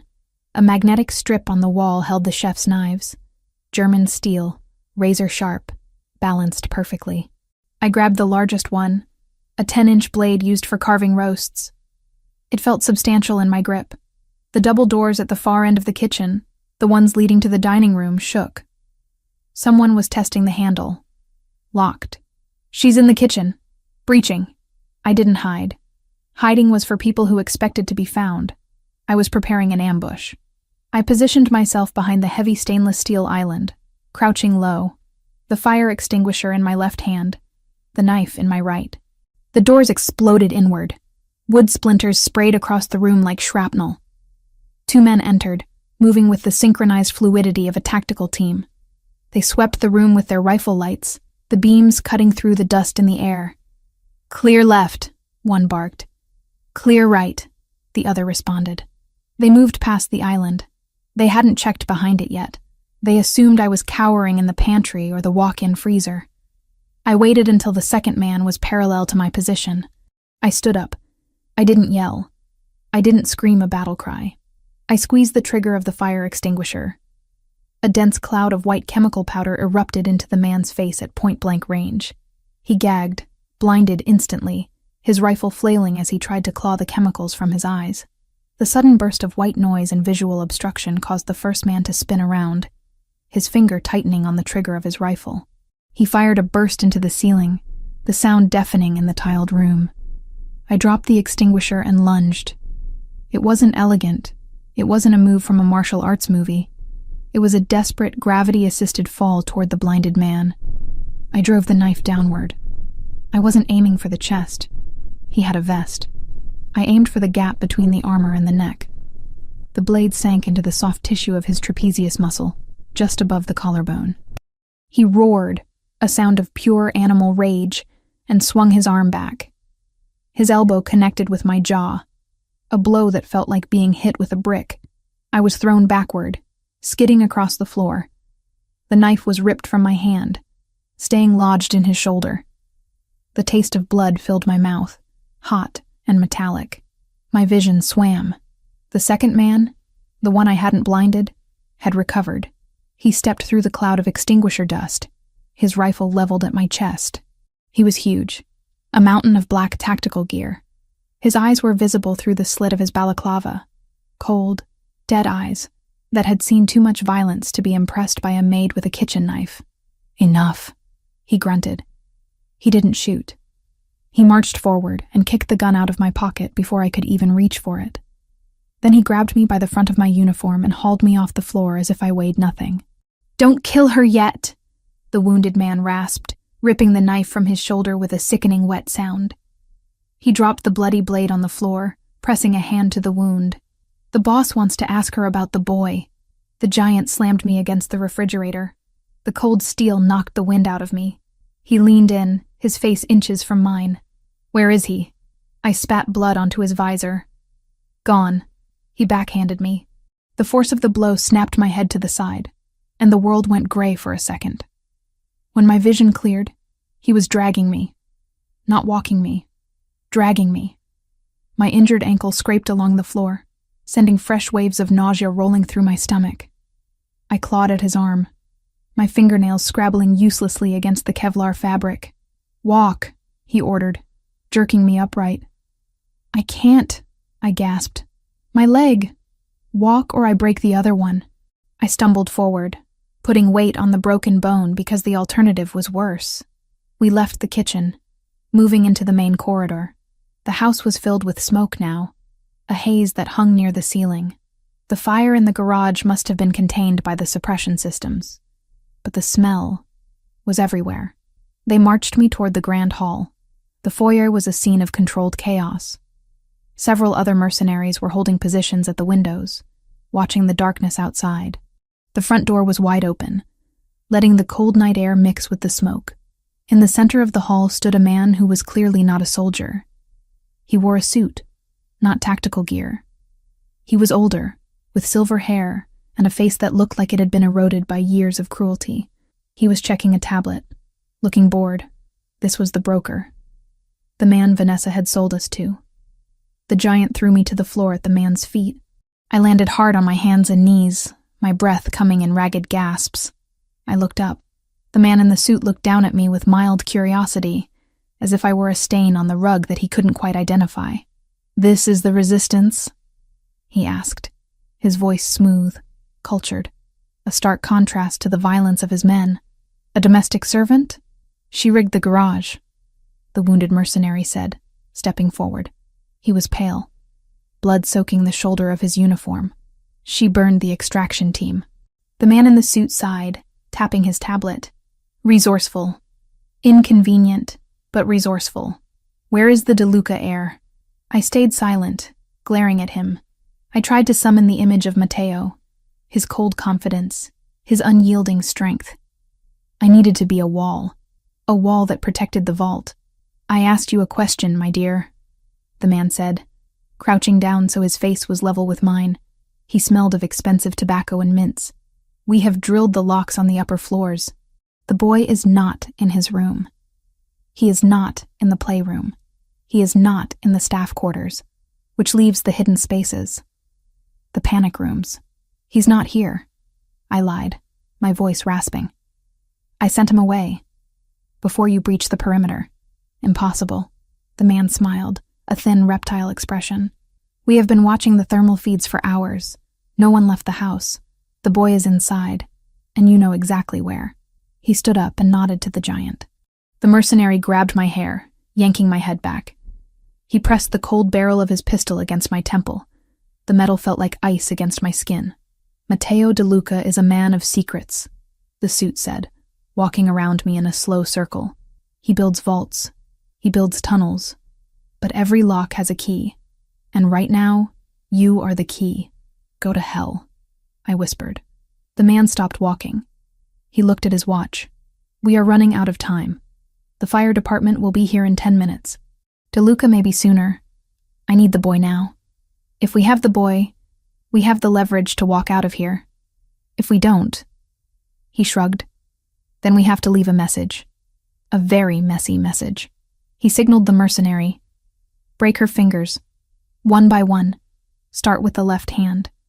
She's right-handed, judging by the knife work." The giant holstered his gun and grabbed my left hand. His grip was like a vice. He isolated my index finger. "No!" I screamed, trashing against him. "No, I don't know. I swear." "Where is he?" the suit asked calmly. "I won't tell you. You'll kill him." "We won't kill him. He's worth $50 million. You, however, are worth nothing." The giant applied pressure. Pain, sharp and blinding, shot up my arm. He was going to snap it. "Wait!" I shouted. "Wait!" The pressure stopped. The suit raised an eyebrow. "Yes?" "The wine cellar," I sobbed, slumping forward in defeat. I had to give them something. A decoy, a half-truth. "He's in the wine cellar. There's a crawl space behind the racks." The suit smiled. "See? Was that so hard?" He turned to the wounded man. "Check it. Take 2 men. If the door's locked, blow it." The men ran toward the kitchen. I squeezed my eyes shut. I had bought maybe 3 minutes. They would find the vault door. They would see the keypad. They would start drilling. "And you," the suit said, looking down at me. "You have been a nuisance." "I don't like nuisances." He pulled a sleek silver pistol from inside his jacket. He didn't look angry. He looked efficient. He racked the slide. "You have served your purpose." He aimed at the center of my forehead. I stared down the barrel. It looked like a tunnel, a dark, infinite tunnel. I didn't pray. I didn't think of my mother. I thought of Leo, safe behind steel. I thought of Matteo. I kept my promise. I thought, he's safe. The man's finger tightened on the trigger. I saw the muscles in his forearm flex. Click. The sound wasn't the gun firing. It was the sound of the main breaker tripping. The lights in the grand hall died. Total, absolute darkness swallowed the room. The emergency strobes in the kitchen were too far away to reach us here. The blackness was heavy, suffocating. "What?" the suit hissed. "Flashlights. Now!" Then we heard it. From the driveway, cutting through the sound of the rain and the distant sirens.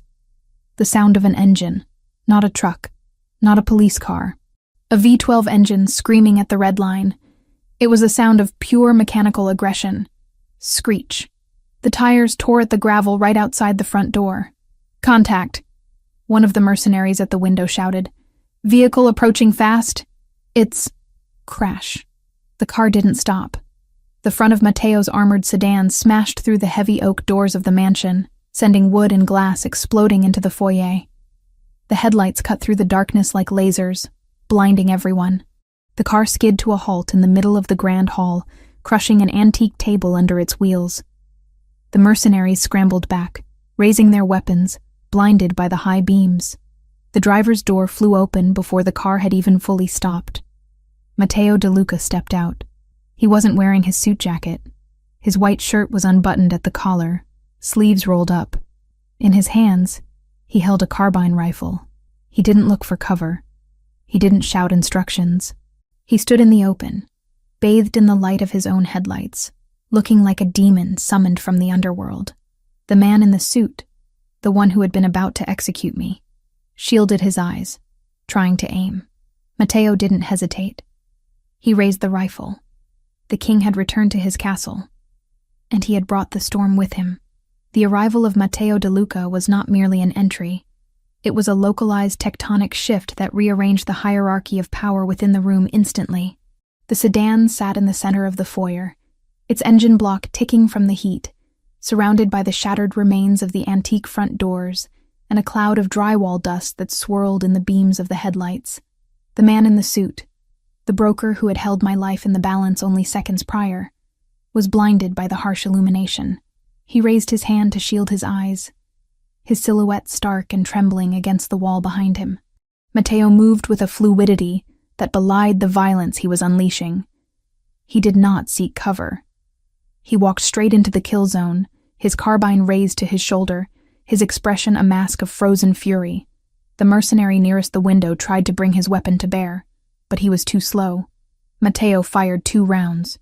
The sound was not a bang, but a sharp, cracking whip crack that echoed painfully in the confined space.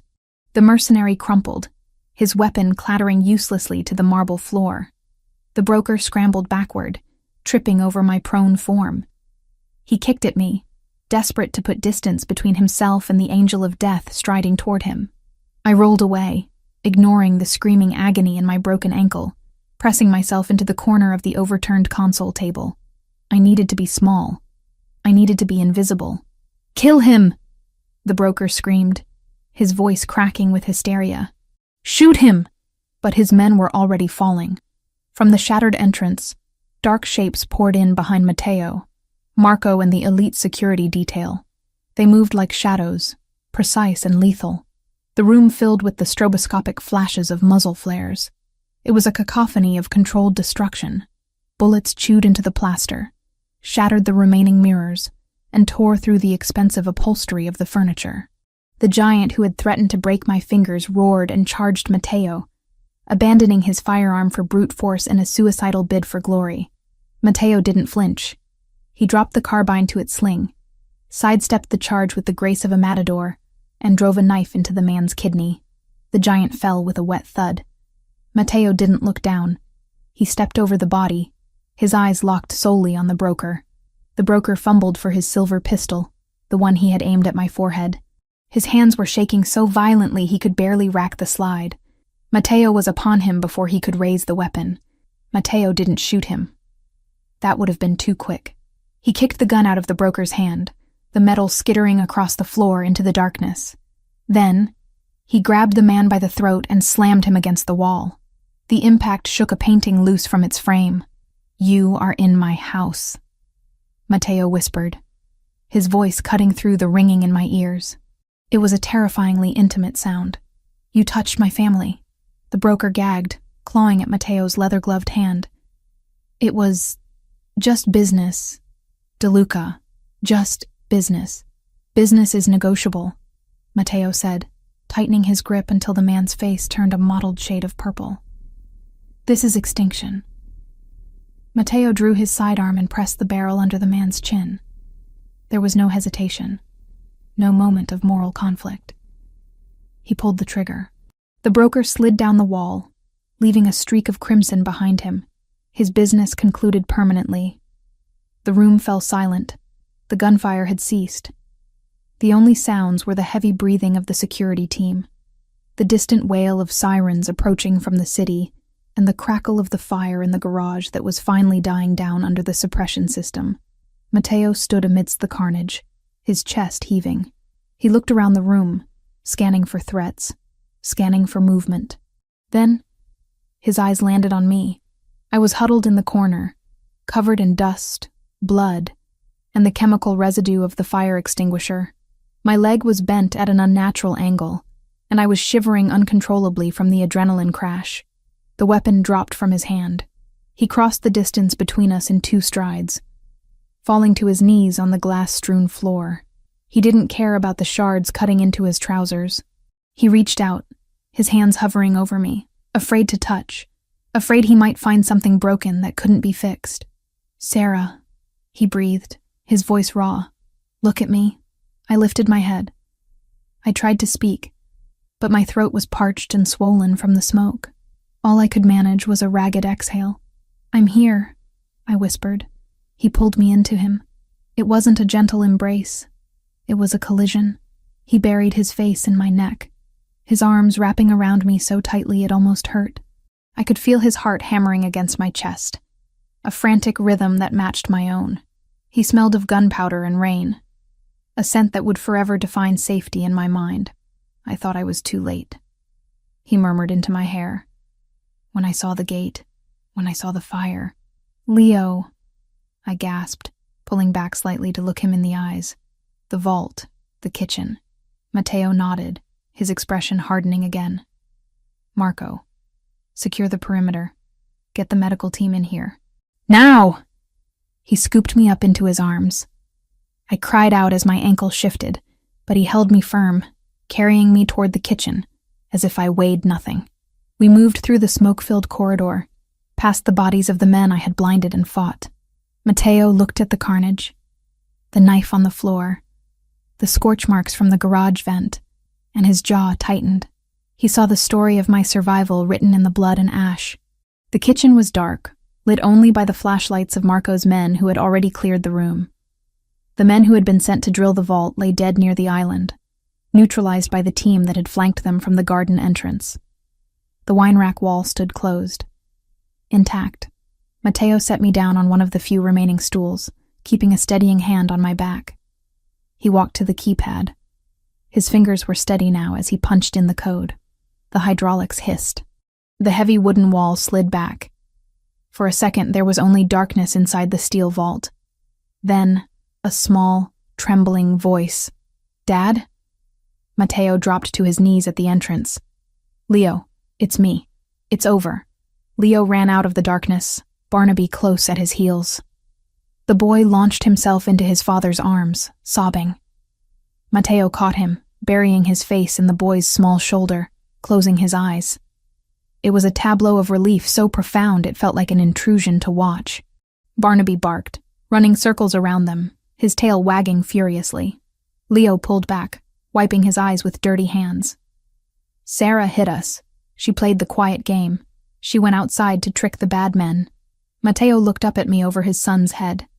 His eyes were dark pools of emotion, gratitude, awe, and a fierce, burning possessiveness. "She did," Matteo said softly. "Sarah was the shield. Is she okay?" Leo asked, looking at me with fear. "She's bleeding." "I'm fine, Leo," I lied, forcing a smile. "Just a few scratches. The bad men are gone." Marco approached, holding a plastic evidence bag. Inside was a smartphone with a cracked screen. "Boss, we found this on the leader, the one in the suit. It's unlocked." Matteo stood up, keeping one hand on Leo's shoulder. He took the bag. His face shifted from father to executioner in the span of a heartbeat. He scrolled through the messages, his eyes narrowing. I watched him read. I saw the exact moment the realization hit. It wasn't confusion. It was confirmation. His posture straightened, a cold lethality settling over him like a shroud. "What is it?" I asked, though I suspected I knew. Matteo turned the screen toward me. It was a text thread. The contact name was saved simply as The Source. But the profile picture, small and pixelated, was unmistakable. It was a selfie of Vanessa, smiling in front of a mirror, wearing the diamond necklace Matteo had given her for their engagement. Below the photo were the architectural blueprints of the house, the shift schedules, the override codes for the perimeter sensors, and a final message sent 3 hours ago. He chose the maid. Make him suffer. Leave nothing standing. The betrayal was absolute. She hadn't just sold information. She had ordered a massacre. She had signed the death warrant for a 6-year-old boy because his father had bruised her ego. She gave them everything, Matteo said, his voice terrifyingly calm. She sold my son to the cartel. She's at the Grand Hotel, I said, remembering where Marco had dropped her off. She thinks she won. Matteo handed the phone back to Marco.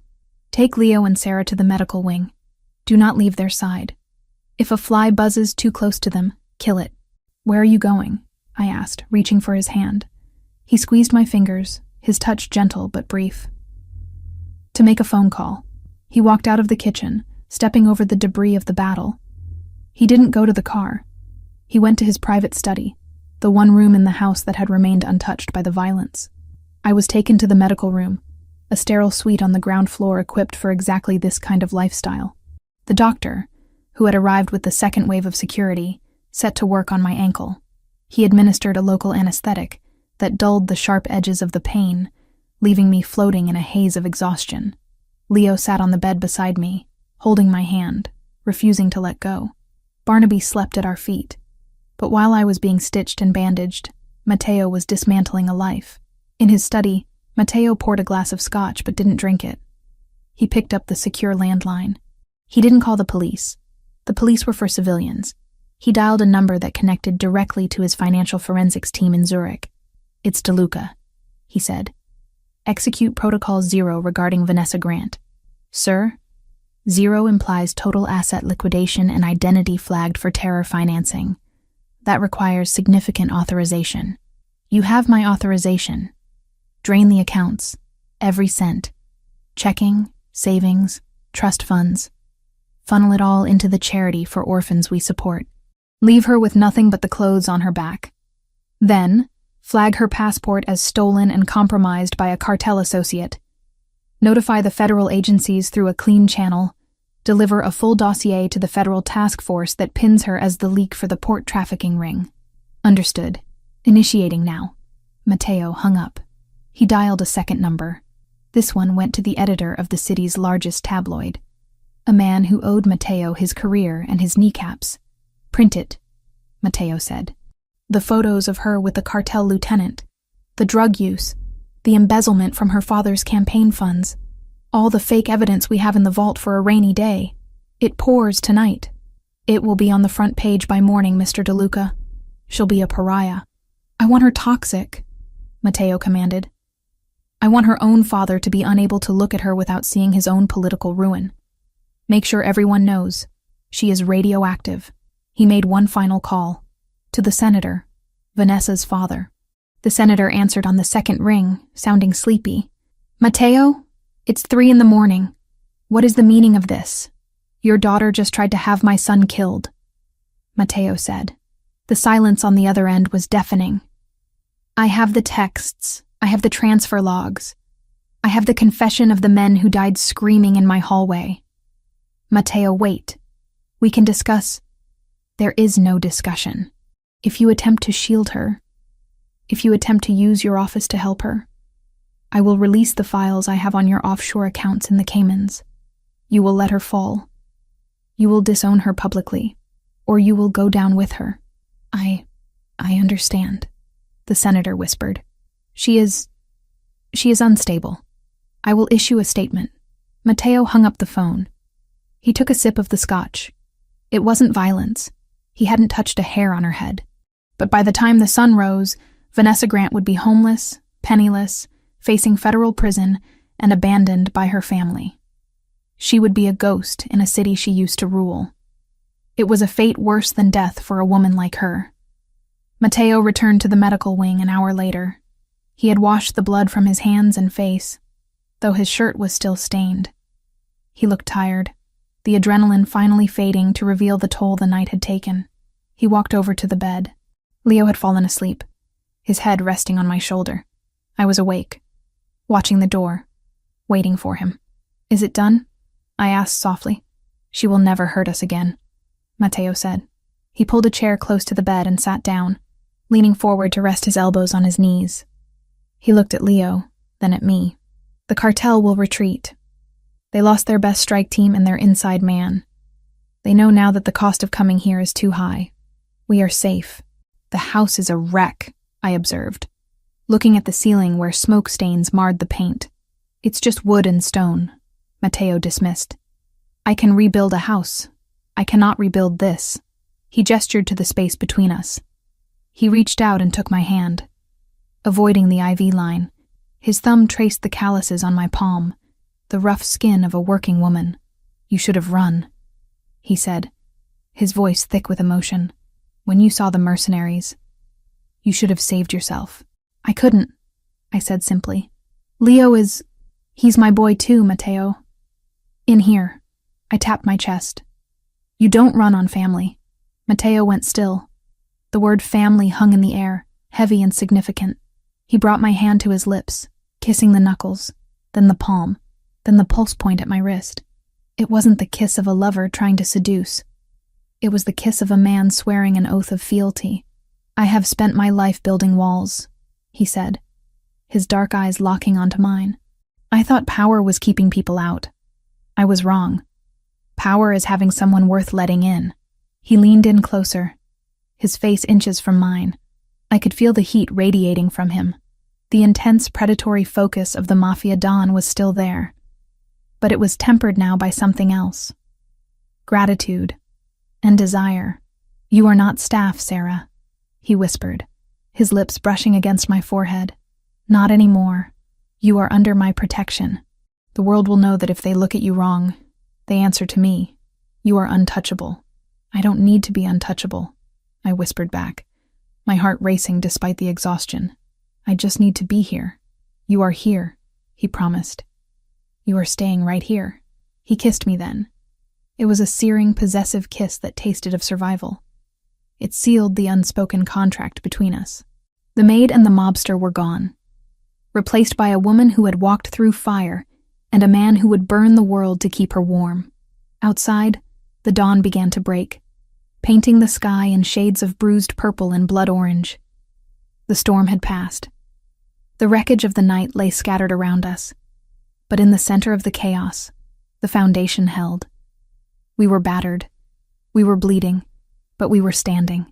As I drifted off to sleep, safe in the shadow of the man who had just dismantled an army for me, I knew that life at the DeLuca estate would never be quiet again, but it would be ours. The sun rose over the shattered gates, illuminating the path forward. Vanessa was a memory. The cartel was a warning. And I was exactly where I belonged. Several days passed in a blur of recovery. The house swarmed with contractors, not just cleaners. Matteo was fortifying the castle, but he was also changing it. The cold, museum-like atmosphere was being stripped away. The white leather sofas that had been ruined by my blood were replaced with warmer, softer fabrics. The sharp edges were being softened. I insisted on getting up as soon as the doctor allowed me to hobble on crutches. I found Matteo in the garden, overseeing the repair of the perimeter wall. He wasn't wearing a suit. He was wearing jeans and a black t-shirt, looking less like a CEO and more like the man who had pulled me from the mud. He saw me and immediately walked over, offering his arm for support. "You should be resting," he chided, though his eyes were warm. "I was going crazy in that room," I admitted.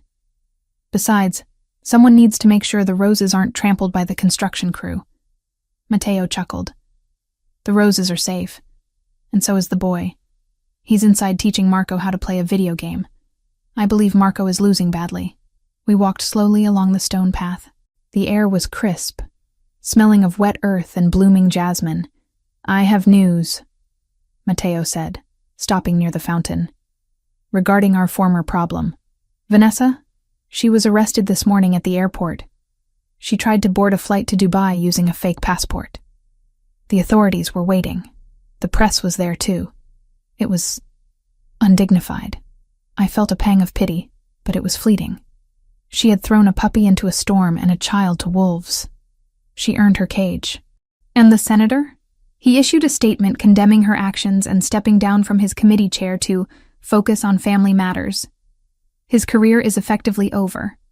He chose to cut the limb to save the body, but the infection had already spread. So it's really over, I said, leaning against the stone rim of the fountain. The threat is over, Matteo corrected. But we are just beginning. He turned to face me fully. He reached into his pocket and pulled out a small velvet box. My breath hitched. Don't panic, he said, a smirk playing on his lips. It's not a ring, not yet. I know you like to do things in the proper order. He opened the box. Inside was a delicate gold chain with a small pendant. A shield with a lion engraved on it. The DeLuca crest. This belonged to my mother, he said, fastening it around my neck. The metal was cool against my skin. She wore it every day. She said it reminded her that her job wasn't to obey my father, but to protect the heart of the family. You protected the heart of this family, Sarah. You saved Leo. You saved me. I touched the pendant, tears pricking my eyes. Matteo, wear it, he commanded softly. It tells everyone who sees it that you are under my banner. It tells them that you are the lady of the house in everything but name. And when you are ready, we will fix the name too. I looked at him, at the raw honesty in his face. I had come here looking for a paycheck to save my mother. I had found a war, a child who needed a mother, and a man who needed a soul. I'm not going anywhere, I said. Good, Matteo replied, pulling me close for a kiss that made my toes curl in the grass. Because I fired the agency. You don't work for them anymore. You belong to me. Is that a threat, Mr. DeLuca? I teased, breathless. It's a promise, Sarah, he growled playfully. Now, let's go inside. Leo wants pancakes, and I have no idea how to turn on the stove without summoning the fire department again. We walked back toward the house, the sun shining on the broken windows and the scarred walls. It wasn't perfect. It was messy and dangerous and complicated, but as I listened to Leo's laughter drifting from the open door, I knew it was the most beautiful thing I had ever heard. The bruises on my arms had faded from angry purple to a dull, sickly yellow, a physical testament to how time was supposed to heal all wounds. But the architecture of the DeLuca mansion was healing faster than I was. Within 2 weeks of the assault, the shattered oak doors had been replaced with reinforced steel disguised as mahogany. The drywall in the foyer, pockmarked by stray bullets, had been smoothed over and repainted a shade of cream that looked too innocent for the violence it covered. The house was forgetting. The stone and mortar were moving on. I, however, was not. I stood by the window in the newly renovated library, watching the perimeter guards patrol the grounds. There were more of them now. They moved in pairs, carrying rifles that were no longer concealed. Matteo had turned his home into a fortress, a sovereign state where his word was law and his borders were absolute. And every time I looked at those men, every time I saw the new infrared cameras blinking in the corners of the ceiling, I felt a crushing weight of guilt settle in my chest. They were here because of me. The logic was cold and inescapable. The cartel had targeted the house because they knew Matteo had a weakness. Vanessa had sold that weakness, yes, but the weakness existed regardless of her betrayal. I was the civilian in a war zone. I was the soft underbelly of the beast. During the attack, the broker had used me to get to Leo. Next time, and in this world, there was always a next time. They wouldn't hesitate. They would use me again. They would put a gun to my head to make Matteo surrender, or worse, to make him choose. I touched the gold pendant Matteo had given me in the garden. The lion crest. It felt heavy against my collarbone. A beautiful shackle. He had called me a shield. But looking at my reflection in the dark glass of the window, I didn't see a shield. I saw a liability. I saw a target painted on the back of the man I loved and the child I adored. I loved them enough to die for them. That had been proven in the garage. But the harder question, the one that had kept me awake for 3 nights straight, was whether I loved them enough to leave them. To stay was selfish. To stay was to bask in Matteo's protection and Leo's laughter, while knowing that my presence increased the threat level of their lives. If I removed myself, the equation changed. Matteo would return to being the untouchable, solitary king. Leo would be the protected heir, guarded by professionals, not a maid with a kitchen knife. The decision didn't come with a burst of tears or a dramatic collapse. It arrived with a silent, suffocating clarity. I had to go. I had to scrub my existence from these halls so that they could be safe. I waited until the grandfather clock in the hall chimed 2 in the morning. The house was asleep. The night shift security was patrolling the exterior, but the interior was quiet. I went to my room, not the guest suite anymore, but a beautiful room on the second floor that Matteo had insisted I take. I didn't pack the silk blouses or the cashmere sweaters he had bought for me over the last few weeks. I didn't pack the jewelry. I took my old duffel bag from the back of the closet, the one with the broken zipper I had arrived with. I packed my old jeans, my worn-out sneakers, and the few photos of my mother I carried with me. I stripped off the silk nightgown and dressed in my old clothes. They felt rough against my skin, a reminder of who I really was. Sarah Evans, the maid, the invisible woman. I wrote a letter. It took me an hour. I tore up 3 drafts because they sounded too emotional, too hopeful. The final version was short. It was brutal. It was necessary. Matteo, the danger didn't end with Vanessa. As long as I am here, you have a vulnerability they can exploit. I won't be the reason you lose a war. I won't be the reason Leo gets hurt. Don't look for me. Let me go back to being invisible. It's safer for everyone. Love, Sarah. I placed the letter on the pillow. I placed the lion pendant on top of the paper. It glinted in the moonlight, a golden eye judging my cowardice. I turned away before I could change my mind. I picked up my bag and opened the door. The hallway was silent. I didn't take the elevator. The hum of the motor might alert someone. I took the servants' stairs, the narrow, winding steps that I had scrubbed on my hands and knees a lifetime ago. My heart was hammering against my ribs, a frantic rhythm of grief. Every step away from Leo's room felt like a physical amputation. I imagined him waking up tomorrow, asking where I was. I imagined the look on Matteo's face. But then I imagined the broker's gun at my head, and the fear of that recurring nightmare pushed me forward. I reached the kitchen. The side door near the pantry led to the garden path, which intersected with a blind spot in the old fence line, a spot the new cameras didn't quite cover yet. I had studied the diagrams while Matteo worked. I knew the way out. I reached for the handle of the door. My hand trembled. You didn't take the coat. The voice came from the shadows of the breakfast nook, dark and rich as espresso. I froze. The blood drained from my face. I didn't turn around. I couldn't. If I looked at him, I would break. It's cold tonight, Matteo said. I heard the scrape of a chair against the floor. He had been sitting there in the dark, waiting. You packed the denim jacket. It's not insulated. You'll freeze before you reach the main road. I'll be fine, I whispered, my hand still gripping the door handle.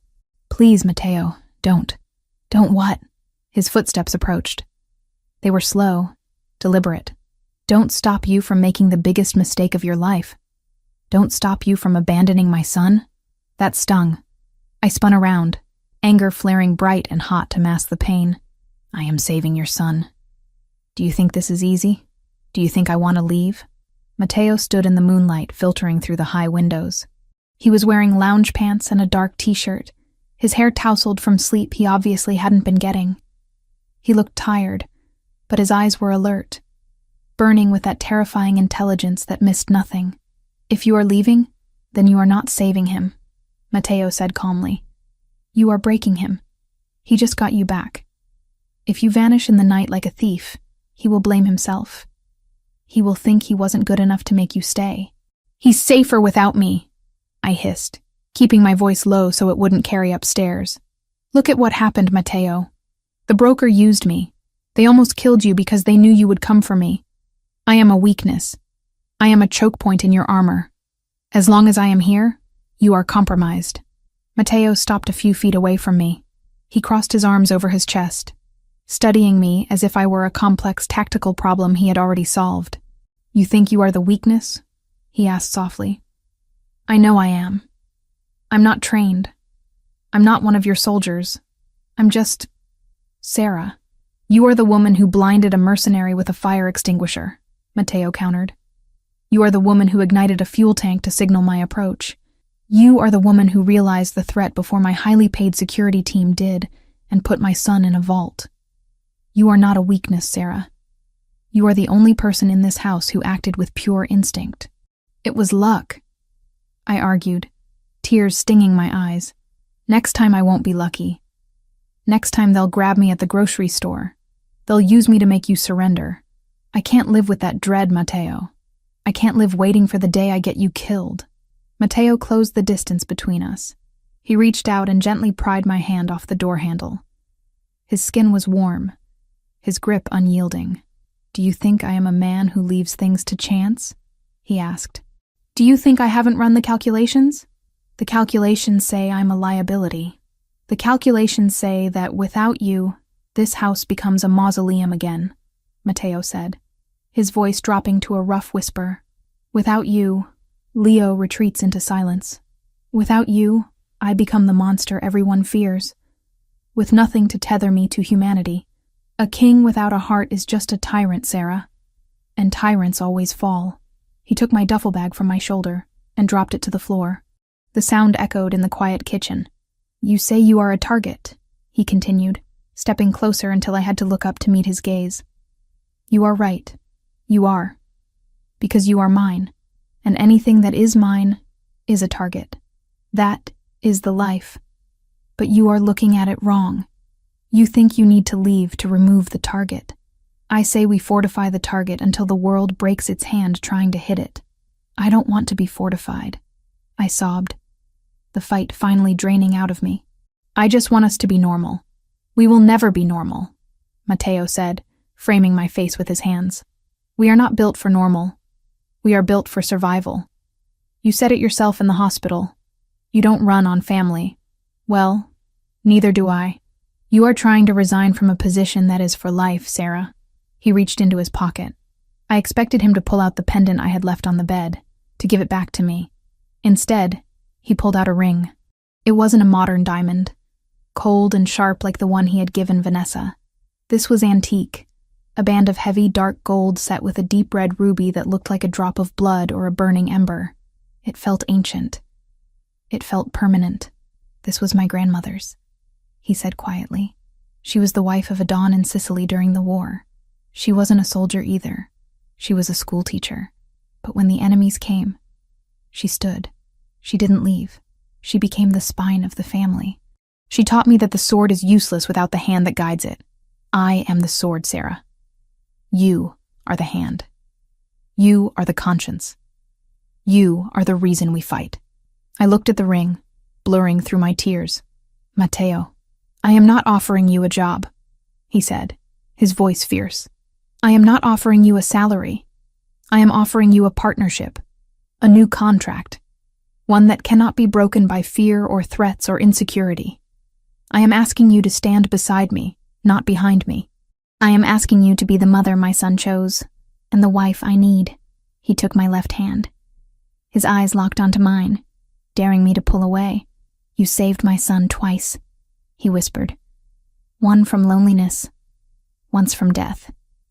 You don't get to walk away from that. You are the foundation. If you leave, the house falls. Do you understand? The logic of his love was overwhelming. It wasn't about safety in the absence of danger. It was about safety in the presence of trust. He wasn't asking me to be a victim.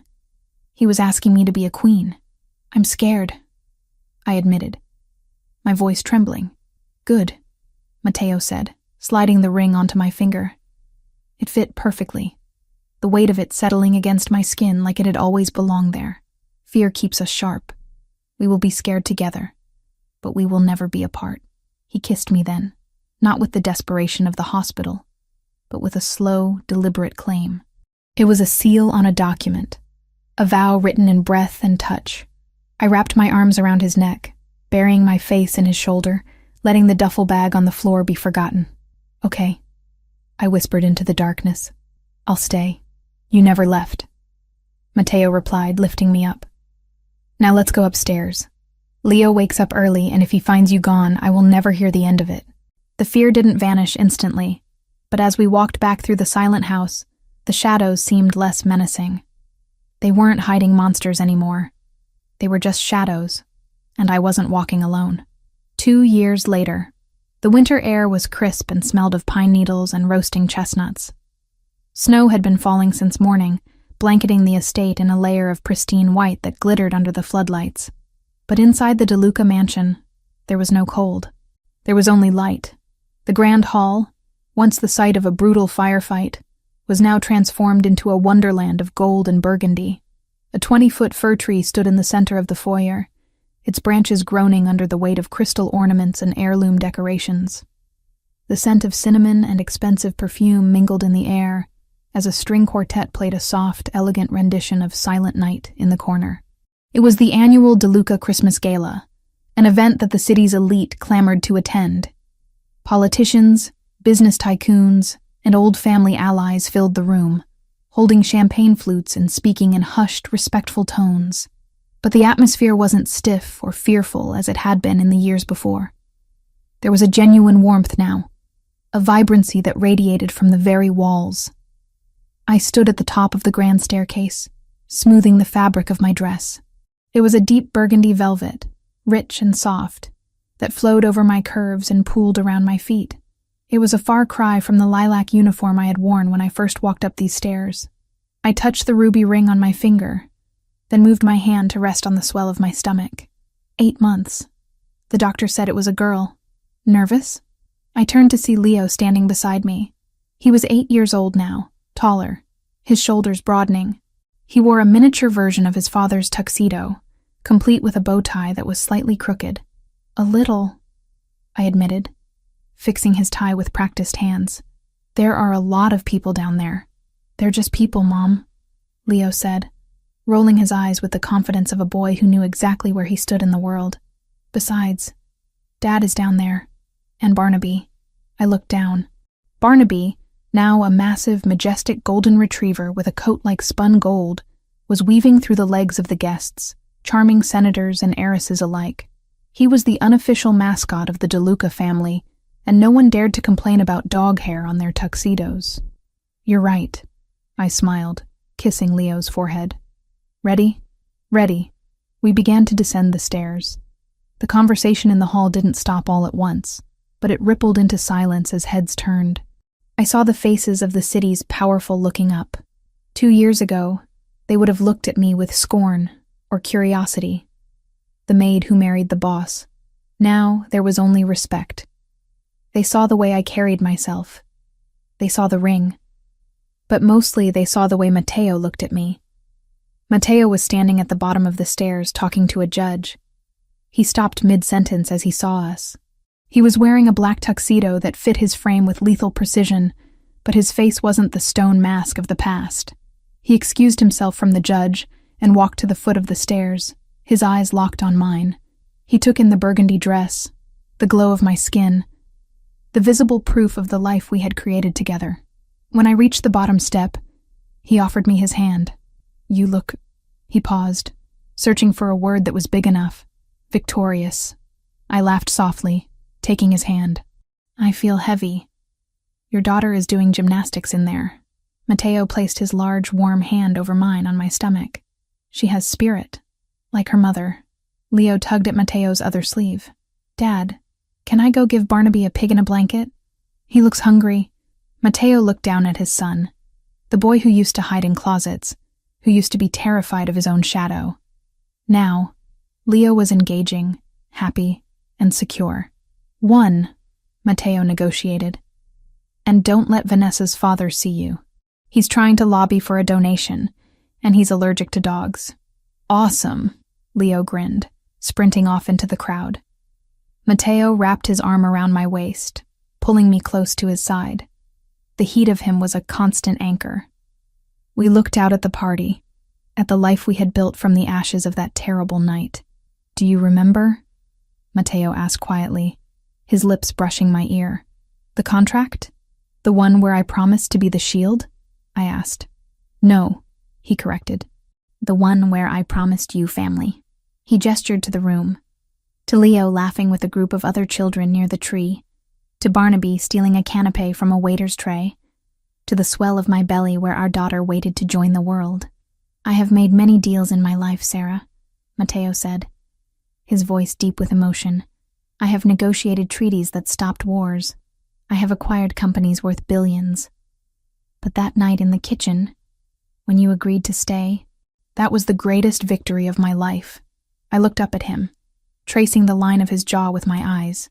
The monster was still there, buried deep, ready to rise if anyone threatened us. But for me, he was just the man who had walked through the rain. You didn't just give me a family, Matteo, I whispered. You gave me a purpose. We gave it to each other, he said.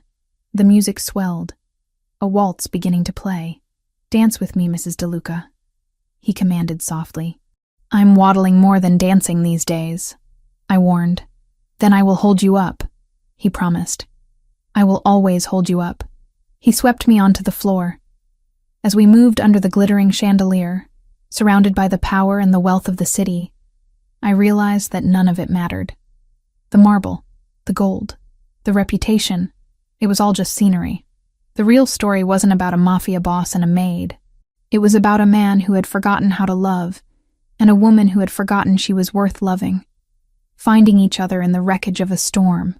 Matteo spun me gently, and for a moment, the room blurred. I saw the reflection in the window. A family, whole and unbreakable. The deal was sealed, the debt was paid, and as the snow fell softly outside, covering the scars of the past, I knew that this was finally enough.